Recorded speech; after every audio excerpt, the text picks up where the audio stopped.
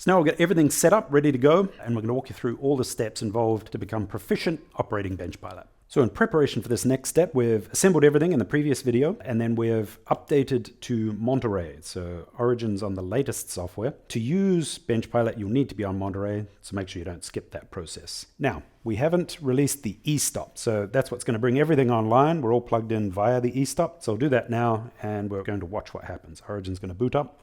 Then the moment it sees BenchPilot, and by sees BenchPilot, I mean the camera of Origin, when it sees these fiducial markers, it will pair to BenchPilot. So it'll be a wireless connection that you don't have to think about. So it's just going to pair to BenchPilot. If BenchPilot has old firmware, Origin will send the new firmware to BenchPilot. So sometimes when you turn Origin on and it connects to BenchPilot, it may take 30 seconds to a minute for it to set itself up. But ordinarily, if there's no updates that are needed, it's basically clip in and it's instantly ready to go. So Origin's booted up, ready to go, resting on our shelf. I'm going to now clip it in. So this is the first time it will have ever seen BenchPilot, and we're going to see it recognize BenchPilot and set us up. Boom, it now recognizes BenchPilot, and it's going to walk us through the guide for how to use that. So here's a simple demo project, and we're going to look at how we can set BenchPilot cutting this instead of having to manually cut this ourselves. So there's no learning required. Basically, there's going to be a couple of extra button clicks, but it'll all be very straightforward to anyone who's familiar with Origin. So we've created this geometry right here on Tool so that nothing has any encoded depths. So in this case, basically, it's going to respect my tool depth. So I've told my tool it's 1/2 inch deep. So basically any geometry it encounters, it'll cut to that depth. So what does that mean? When I come to a outside cut, it's going to break it into 3 passes. So each one is the cutter diameter deep, and it also includes, optionally, a roughing pass. So you don't need to fuss around doing different depths, all that sort of thing. BenchPilot handles all the passes, including pockets. So we're going to take a look at how pockets behave when we start cutting. So this button's different. It says preview cuts instead of just cut. So we'll see what that looks like. It's telling me there's 4 available elements to cut, and in its current state, it's going to cut everything to my tool depth because there's no depths encoded per path. So we'll get into that later. So with minimal effort, we've created our design, taught it what cut types, and then it's wholesale taking my tool depth to determine how deep it's going to cut. And so long as nothing has any encoded depths, it's going to cut everything at that tool depth. So everything here was cut to 1/2 inch. We had outside cuts, and then we had 3 pocket cuts. So we saw it basically put them in an intelligent order. So we see it perform all 3 pockets first, and the pockets create their own tool paths to clear all the material. So it'll start in the center, cut in passes all the way down to the full depth. So all the passes are automatically generated, all the tool paths are automatically generated, and then all the geometry is kind of joined together in a sensible order for most operations. So it cleared 1 pocket completely, then the next, then the next. Then it came back and it did the inside cuts, did a roughing pass and a finishing pass down to that full 1/2 inch depth. Then it came back and it did the perimeter cut. So with minimal effort, we've created our design, taught it what cut types, and then we hit basically a couple of buttons, and BenchPilot performs all of those operations back to back, as many as you can fit within its sort of cut envelope. Okay, so that was a demonstration, basically the most simple approach, make some geometry and then just cut everything to the same tool depth. Now, if I hover over a geometry, we don't see anything called out here because there's no encoded depth. So let's edit this. We're going to change the encoded depth to 0.75 inches. So that changes now. We see that called out. So each element, each piece of individual geometry can have its own tool depth. So you'll notice as I roll off this geometry, it goes it reverts to the tool depth. So anything that is not encoded is going to cut at the tool depth, and anything that is, so we'll change this one to say set encoded depth 1 inch. You notice we can click directly on our little call out there. So something unset will cut to the tool depth, and then anything we've applied a depth encoding will cut to that depth.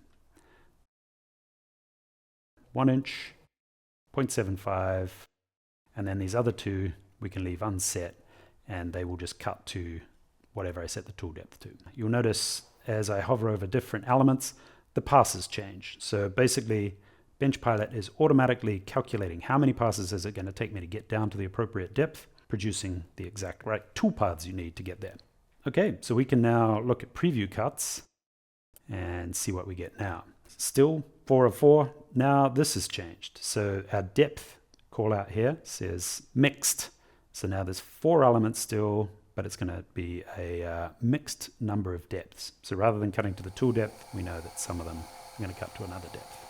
Yeah, we can combine any number of cut types and cut depth together, and BenchPilot will just work its way through them all in a methodical way. So now we got the 1/2 inch hole, and just respecting our depth encoding, this one went to 3/4 of an inch and 1 inch. So this is a quick overview of how BenchPilot works with the origin you know and love. We're now going to take a look at more details about key concepts you'll need to understand to make the most of your BenchPilot. So here's a little demo project we're going to go through. Why is this interesting with respect to BenchPilot? Well, even though it looks simple at arm's length, there's actually a lot of holes to be milled here. So this, you can do it manually with Origin for sure, and it's a labor of love. We see a lot of people doing that, but there's a lot of plunge, retract, plunge, retract, plunge, retract, and you don't want to miss any single hole. But it's just a time-consuming process, milling hundreds of little holes. So BenchPilot is going to absolutely ace this, so we'll run through the motions of what it takes to set this up. So anyone familiar with Origin, we're just going to double-sided tape the stock down to our little shelf here, lower it to the same height as our tape field. It's going to cut all the holes and the perimeter with minimal intervention from us. So it's going to make this a very pleasant project to produce. Now, if you're not familiar with operation of Origin, we're going to link out to another video with the basics so you can get up to speed with what's at play here and how we're doing this. Yeah, I'm going to grab the stock and set this up. So you'll notice I can just push Origin and BenchPilot clipped in out of the way. We're not going to waste time on the workstation fixturing and setup. That's all handled in another video down below. But all the new processes we're going to dig into now here with BenchPilot. We're all flat, flush, secure, and ready to go. So let's just start scanning. So exactly the same process as using Origin. We're going to go through a scan. I'll hit scan mode, choose new scan, and go start scan. Only thing you'll notice different here is we're cropping out the crossbar here. So usually we'd be able to see straight down. Now we see a little less, but that's fine. And then we just, with Origin in the harness, no need to unclip, just move Origin by the handles as you always would. It's designed to be back driven like this. We just move back and forward and scan everything we can. Now you'll notice I wasn't able to get all the way down here. So I'll go finish. So we can see here, we can only see the first little section, not the entire piece of our stock. So if I want to image the remainder of this stock, I'm going to pop Origin out of the carriage. I'm going to push the crossbar all the way back. And now I'm going to just go add to scan. So scan, add to scan. Now I'm going to hit the green button, lift it up to do the add to scan. And you'll see there, I've just got a few lines of my tape field imaged, and then I can hit finish. So now the difference will be, I can see all the way to the bottom of my stock. So that's the edge of my stock there. Let me zoom out. So this looks like a very conventional workspace that we've scanned with Origin as we always have. We can see our tape field up front and our stock down the bottom, ready to cut. So let's see how that changes when we bring BenchPilot in. So we're in pilot mode, and what's changed is we've got this little visual representation of the limits of where we're going to want to cut with workstation.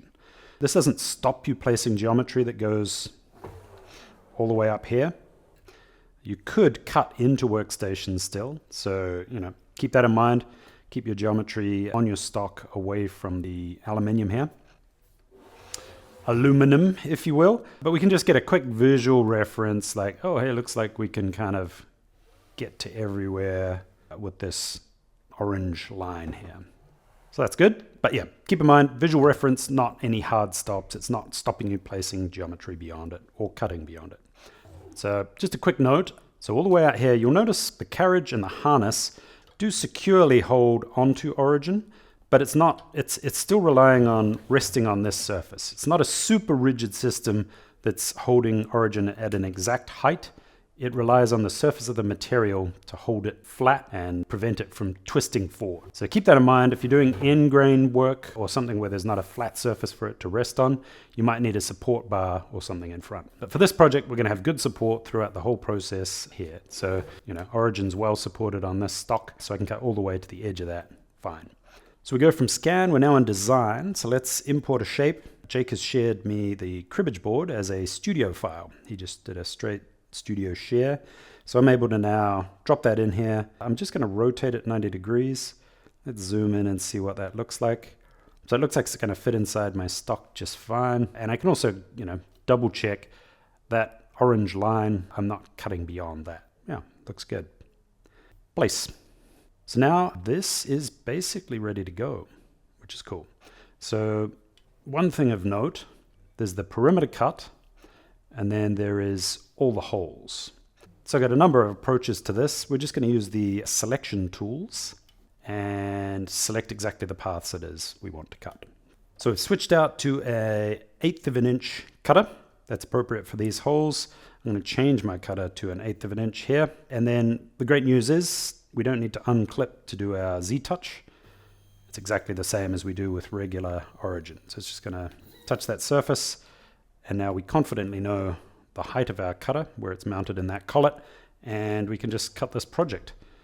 Right, so we got our geometry ready to go. One thing that's interesting here is it's not really presenting me with paths to cut.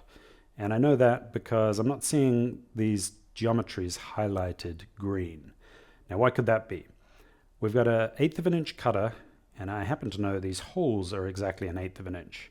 So I should be able to fit the cutter in there, but the passes settings in BenchPilot will automatically add a roughing pass. So that gets you your cleanest outcomes, but it means it steps in from the geometry you're cutting. So it will make it, for an inside cut, it will get slightly smaller before performing the finishing pass. And what that means, see now we can see it, green with the little dot in the center is indicating we can cut there.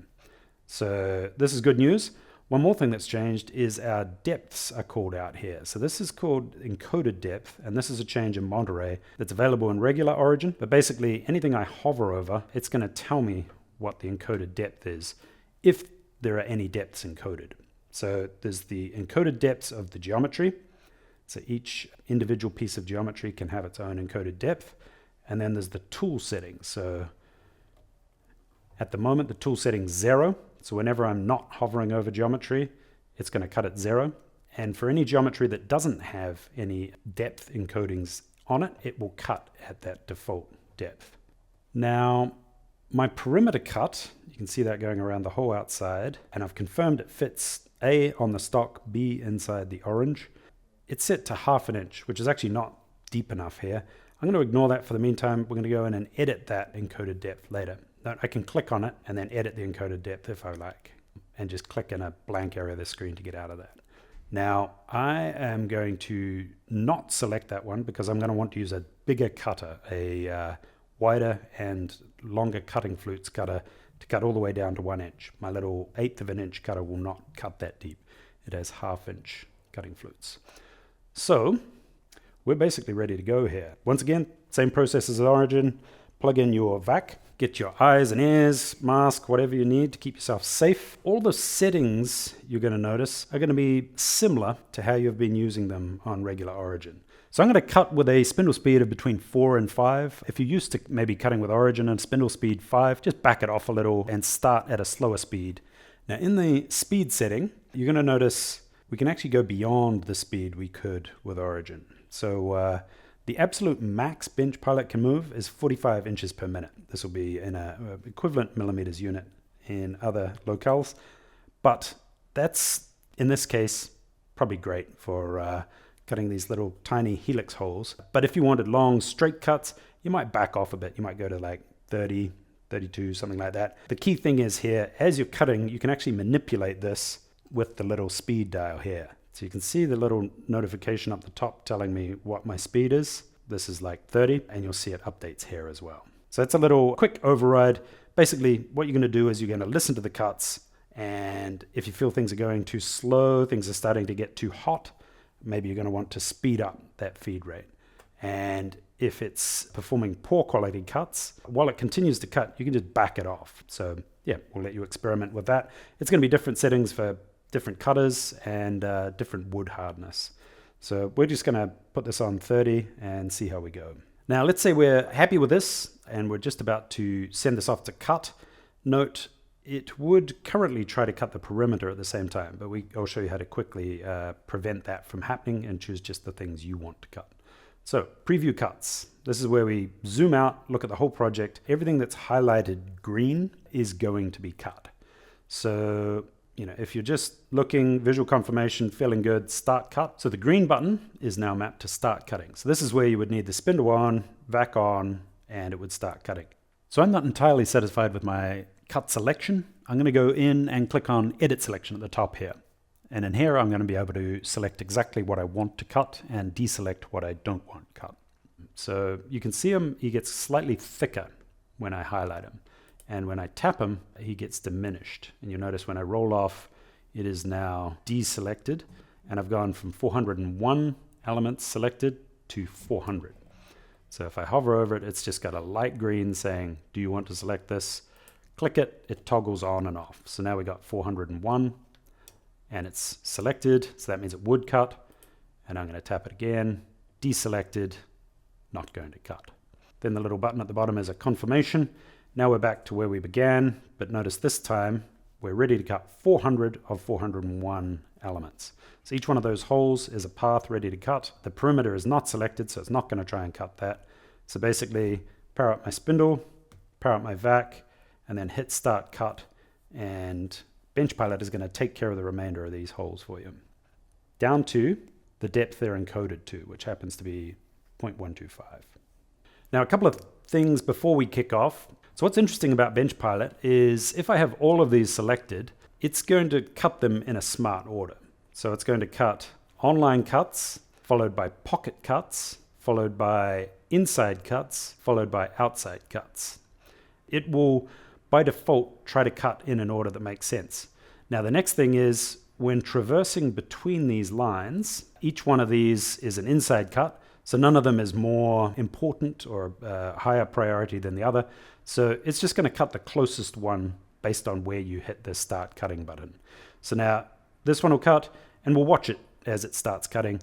Basically it's going to cut that one, then wherever it finishes up, it's going to look for the next closest one and cut that, and the next closest one and cut that. So it always goes to the closest next piece of cutting geometry of the same cut type, then it starts cutting at the closest point on that geometry. Now there's a number of states you need to be aware of while you're cutting, how to react. So let's say origin is cutting and it just sounds like it's cutting a bit slow.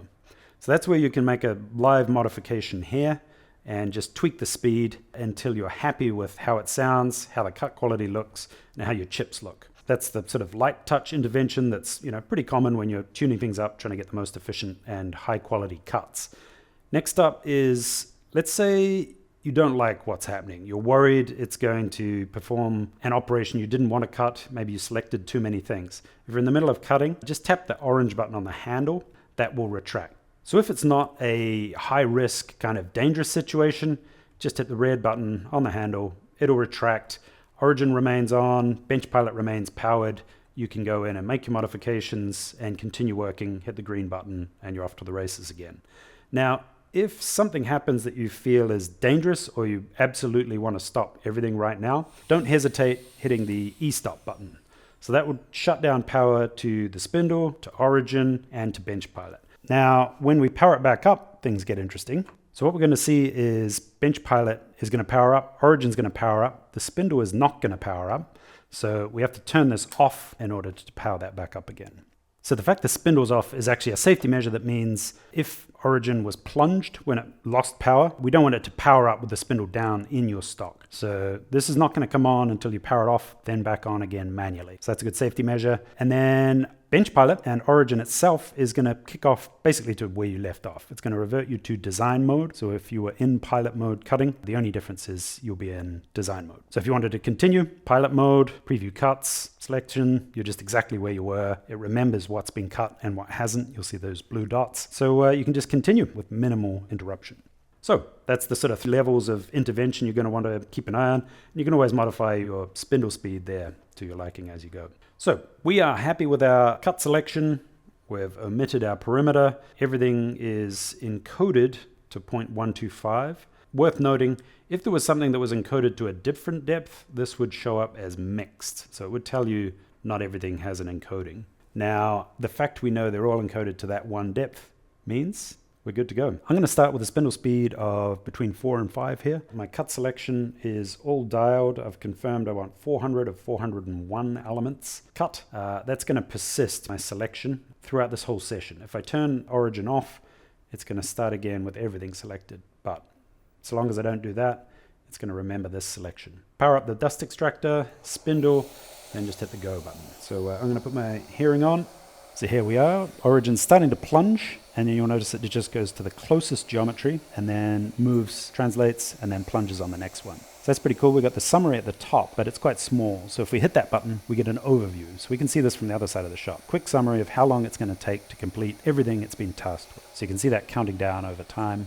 And obviously you can always intervene with the orange button, the same way you always have, make a change or adjust a setting beyond just feed rate. So now I've just stopped this out of interest to see what's changed. So we see some of these have turned blue, and that's the cut history. So worth noting, the cut history is what informs BenchPilot of what has and has not been completed. So if I was to go erase my cut history now, it would forget that these had been completed, and it would start from scratch and cut everything. So if I go to preview cuts, things have changed in an interesting way. Notice that these are no longer selectable because they've been completed, all the blue ones. And it's telling me 383 of 401. You can see how the cut history keeps track of what's been cut and enables us to just stop. I can actually move to a completely different location and then tell BenchPilot to start cutting from here. In fact, we'll do that just to see. Yeah, very flexible. You're very much in the loop and can intervene and redirect things however you like as you go. So we'll keep it going. Notice the cables out of the way here. Keep an eye on them, but usually they actually remain clear. And so long as you got the nice sheath hose, it doesn't grab, so actually continues to cut really well. So that looks great. I didn't have to sit here laboring over each one, and we get an excellent outcome, 1 inch. And we'll cut this out. So we're going to have to change the speed and a few other parameters as we switch to the 8mm cutter and move on to that perimeter cut. So I've got my 8mm cutter here. This will enable me to cut the full 1 inch through this material. Now we're going to rely on this being held in place by the double-sided tape. So we're going to cut the whole way through. Another alternative is to leave just an onion skin on the bottom. So that's, I would set my depth to be, a few thousandth of an inch shallower than the full depth of the stock. So that's an alternative to tabs or something like that. So all this process is exactly the same as regular Origin work. So I've just changed to an 8mm cutter. Let's change that in the menu. 8mm, done. It's going to prompt me to do a touch off. We'll do the automatic one. Once again, that works great in or out of BenchPilot. So no need to change anything you do there. Now, because all of these have been cut, they've turned blue. So when I go preview cuts now, we'll just double check the depth of that perimeter cut. So if we look here, we're going to cut this perimeter. So we'll notice our perimeter is encoded at 0.5 inches deep. So we actually want to change that to, we can just click on that value on the screen, 1 inch. So 1 inch, done. You'll see this will update, and then we'll click to the side here. And now that's set to 1 inch. You'll notice our pass count changed. We're now got 4 passes instead of 2. And we're going to turn back on roughing passes. It's always a good idea if you want a clean finish to have a roughing pass enabled. So now we're at 5 passes. And we can preview cuts. So green button. Now this is where things get interesting. So it's highlighted everything that it's not going to cut. So all of those guys, they're highlighted red because the 8mm cutter is too big to fit into that 1/8 of an inch hole. So basically, for free, it's telling us it can cut the perimeter, but not all those 400 holes. Also note the fact that we'd previously cut them, the cut history would prevent them from being cut as well. Now I'm also just going to, with the dial here, drop my auto speed down to, we're going to start at we'll say 15, and we'll listen and we'll make sure we're getting the cut quality we're looking for, and we'll see how that runs. If it's really coping extremely well and we're getting good results, we might bump it up a little, try and speed things up. Otherwise, we'll just let it play out like that for 5 passes. So we can see Origin cutting the perimeter the same as you would by hand. In this case, it's broken it out into roughing passes, then a finishing pass. So you're going to get an excellent outcome. You're just not lugging it around. So this is a good opportunity where we're starting to see some dust in the rails. Just a reminder, part of the maintenance here is just make sure we clear that out, make sure the wheels have something smooth to roll against, and then check the little chip tray in the back of origin. That's going to fill up more often as well. Right, with all that dust cleared out of the way, let's continue as we were. So that's a great example of where the red button makes sense. We don't need to do an e-stop. We just retract, regroup, and see how we go now. The cool thing is on the perimeter, if we can just zoom out a little, you'll see that white dot indicating where BenchPilot is going to drive origin to pick up and continue cutting that path where it left off. Let's continue cutting.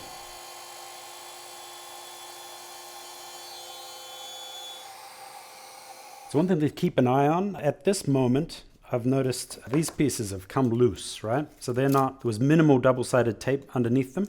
So all they're going to do is interfere with my finishing pass. So it's worthwhile just jumping in, hitting pause.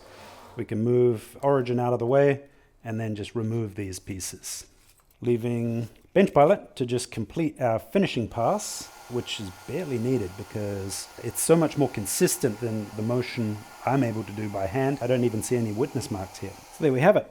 Very precise part made without us having to babysit the whole thing. So that's our cribbage board. We'll then take a trim router and just radius some edges, sand it off, finish it, and we're in business. So that's a great project. So we saw here doing a large number of operations is a slam dunk with BenchPilot.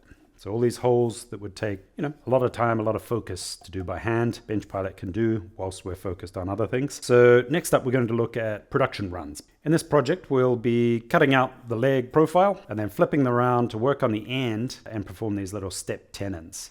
So we're going to look at how BenchPilot's unique automation capabilities are going to pay big dividends in batch production. So now we've got a nice, flat, sturdy surface. Now, an important concept to understand, which is very different from a gantry CNC, is at the heart of BenchPilot, we're still operating origin. And origin gets its world positioning through the camera and the tape field. So when you see these turn blue, that's Origin's camera saying, I recognize where I am relative to this particular marker, and I can place my cutter exactly where it is relative to that tape. So we're not ever indexing against any part of BenchPilot itself. That has nothing to do with the positioning of your stock and your project. The project is always indexed to the tape field. So long as the tape field and the project are fixed together, you'd repeat the same cuts in this material in exactly the same location. So all the BenchPilot does is waits to receive commands from Origin telling it, hey, I need to go left a little, I need to go right a little. So all the precision and the project and the brains is handled here at Origin, and it's exactly the same as you are familiar with from working with Origin on its own. That's why we're able to clip in and clip out and continue cutting with or without BenchPilot's involvement. Same process we're familiar with, just do a new scan. Add to scan and get myself a new workspace with this stock in it. Let's take a look at what that looks like now. Zooming out, we see our tape field is all clean and intact. All of our stock has been imaged. So we can now move anywhere on this project and cut, knowing exactly what it is we're cutting, which is super handy. So let's grab that file. So we'll import those files. So we'll place those. If you did want to get really precise with your alignment, you could grid this, and we'll link you to the video on how to approach that. These are our legs ready to cut. So let's quickly jump to pilot mode. We're clipped in, so pilot mode's available. Now, anytime I hover over one of these tool paths, so each one of these is an outside cut. It's going to cut down to 1.26 inches. That's approximately 32 millimeters. And to do that with an 8 millimeter cutter, it's going to do it in 4 passes. So we'll just double check there. This is telling me what each pass depth is and whether or not there's an offset on it. And then there's a little tune up here. We can tell it we want to do a roughing pass. So this is the default value for a roughing pass. That's usually fine. You might want to make it slightly smaller. But now I've added a 5th pass, and all of the previous passes have become roughing passes. So they're offset, leaving slightly more material, 0.032 inches worth of material around that perimeter. So for the 1, 2, 3, 4 pass, it's stepping down through the depths. And then for the final pass, it does a finishing pass. We're going to use our 8 millimeter cutter to perform these passes because we've got a long flute depth and a nice wide shank. So it's nice and stable and able to cut really deep. With these long cutters, it's very easy to chuck them up in a way that they actually rest on the surface of your material. Just before you start moving anything around, double check in there and make sure your cutter is hovering above the surface. If you move it by hand, you'll get a good idea. If you were to neglect that and potentially chuck it up lower, BenchPilot is just going to move and it's going to be scuffing up and scratching and marring your surface, your stock. And you won't notice it as soon as you would by hand. So just particular careful attention there. Anytime you switch cutters, just remember to do a Z-touch. So this just tells Origin exactly what height, where that cutter's positioned relative to your stock. So now we know when we're cutting to 1.26 inches, that's exactly the depth we're going to get. Now with that all dialed, double checked our pass settings. We're happy with those. Roughing passes and a finishing pass, 5 in total. We're using an 8mm cutter. We've done our Z-touch. So one last quick note, before you kick off a project with BenchPilot, it's always a good idea to check the speed setting here, down in the bottom left. The previous cuts we were doing were, I guess, at 45 inches per minute. So that's the fastest BenchPilot will feed through the material. So it's just a linear feed rate, 45 inches per minute. And we are going to want to back off that. It is always a good idea to start a little more conservative, especially with these bigger cutters. No harm in backing that off a little. So down here, I'm changing the dial. And I'm going to turn that clockwise all the way till I hit 20. So you'll see, modifying this dial, we can do it while we're cutting or in advance like we're doing now. It's exactly the same as going in here and editing the speed auto setting. So it started off at 40, so I could edit it manually with the calculator or just change the dial up and down here, both prior to cutting and during cutting. So that's the only thing that changes. It doesn't change the RPM, it doesn't change the plunge rate, just that feed rate. So that's a great way to stay in control of your project. Start off conservative and ramp it up as you want to get more efficient, and checking as you go to make sure your cut quality remains excellent. Now, when I hit start cuts, it's going to start cutting these all to 1.26 inches deep. So that's perfect. Let's put our eyes and ears on and kick this off. There we go. No fuss, just like if we did it by hand. So, and you can see, because we laid down those 3 strips of tape on the underside, our legs are firmly held in place. So great outcome, excellent cut quality. You can see that finished pass just made everything perfect. No burning. Now we can start working through doing the tenons on the end here. So if I want to do just 1 or 2 or a couple of these, we'll look at how BenchPilot can contribute to that. Then we'll take it further and start looking at batch production. So I'm going to import this geometry from the file. It's basically just a big pocket, and it has a custom anchor. So that enables us to place it exactly at 0, 0. We say that at the top, and hit accept. Let's just let this go as is. It'll do pockets first, then it'll do the 2 outside cuts. I won't need to do any selections. So when we hit preview cuts, it's telling us there's 3. And one thing you'll notice here that's different is the mixed call out. So each one of these cuts we saw was at a different depth, or there was 2 different depths. So this tells you mixed. And then once again, the cut type is telling you mixed. So we could go in and edit the selection and ignore the pocketing operation or something like that. I'm not going to do that. I'm just going to let it cut the pocketing operation. It's going to handle all of the passes to get down to this depth. This is not a single pass operation. So that's great. I don't need to think anymore. So let's power things up. So that's pretty cool. Without any further intervention from us, we got exactly what we'd want to see there. So there's a little bit of fuzz from using an up cutter, but just touch that with some sandpaper, and that will be a very serviceable part very quickly. So a bunch of really interesting things happened under the hood there. We didn't have to think about describing too much. We just said, hey, here's my geometry, here's the depths, here's the cut type. And then BenchPilot took it from there. So what did we see? We saw pocketing operations. So they are chained together, conventional cutting. It starts in the center of each little island that it can reach and works out. So it'll cut down to full depth, and then it'll step out half the cutter diameter and then perform the next cut. And then it also does the inside cut, like the finishing pass around the perimeter of that pocketing operation. So some of you people are familiar with auto pass. You'll be familiar with some of these behaviors. But that's all right here, right in BenchPilot. Only when you clipped into BenchPilot. If you don't own AutoPass, it won't work outside of BenchPilot. But when we see it in action here, it makes a lot of sense, makes everything super simple. There's one part. What does this mean when we go to create 6 of them? Let's take a look. Now, with a sort of a cassette or a fixture like this, we can get all of our legs ready to go, nice and quick. And you'll notice, because I'm fixturing them to these very precisely aligned pins while I'm down flat, it's not like a multi-handed ordeal. I can do it all sitting flat, and I'm just making sure everything's perfectly aligned here.